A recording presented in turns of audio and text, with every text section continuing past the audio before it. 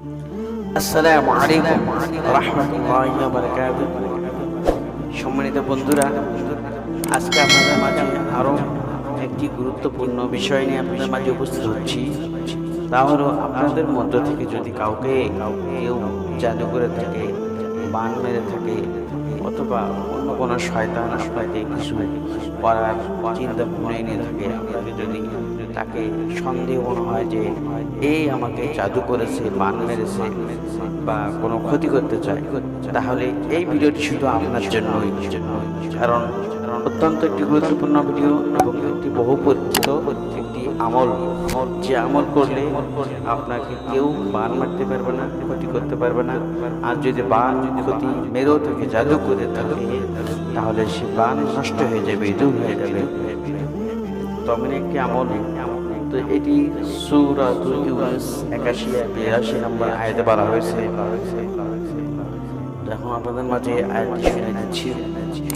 বিসমিল্লাহির রাহমানির রাহিম।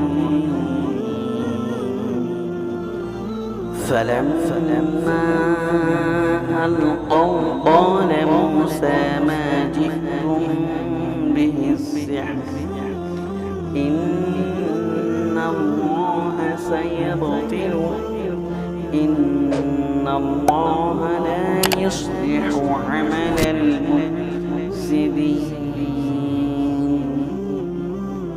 ويحق الله الحق بكلماته ولو كره المجرمون।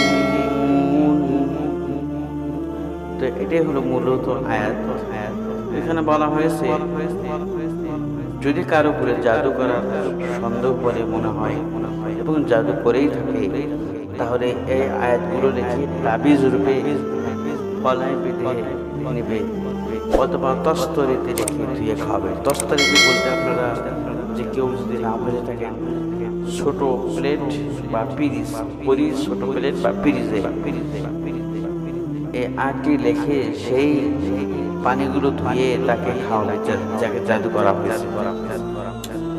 ইনশাআল্লাহ জাদু দূর হয়ে যাবে।